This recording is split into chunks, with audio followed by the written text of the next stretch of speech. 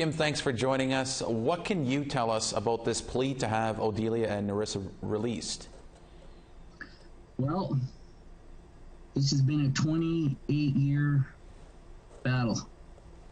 I believe that the two sisters, Odelia and Nerissa, have been wrongfully found guilty of a crime that they did not commit.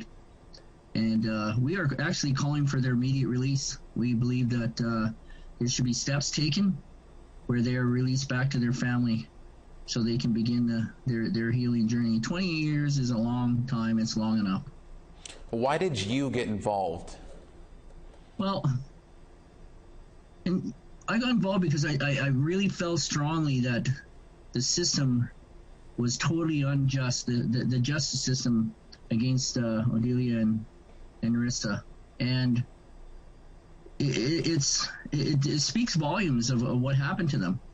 You could tell that the system, the way the court process happened at the time in 1994, the arresting officers, the RCMP that was involved, even the prosecution, it was like they were all in cahoots together to ensure that both Nerissa and Odelia spent time in prison. And they didn't care at that time whether they were guilty or innocent. It didn't matter. They just wanted to make sure that they put them in jail. And they certainly got their wish.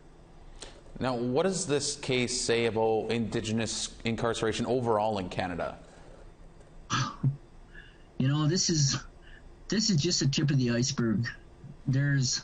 I believe there's numerous Indigenous people, including women, that are presently in our federal system and including our provincial systems across Canada that really shouldn't be there.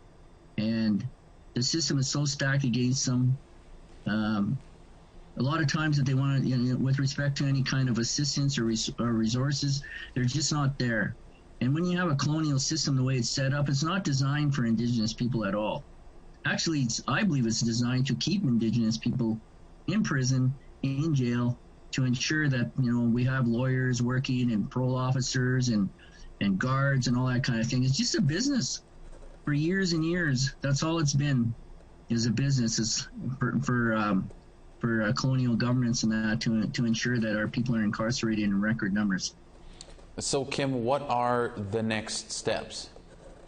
Well, we had our meeting this morning, and we're trying to keep positive on it. And one of the things that I wasn't aware of, and I'm going to do that, is I didn't realize that we could do other advocacy work. And one of the things I'm going to do, and I'm working on a letter that's going to go to the Parole Board of Canada, Canadian Parole Board, and we're going to find out. I'm actually going to formally ask them to release both Nerissa and Odelia back to their families. That's the first thing I'm going to be asking for until a review can be done in terms of what happened.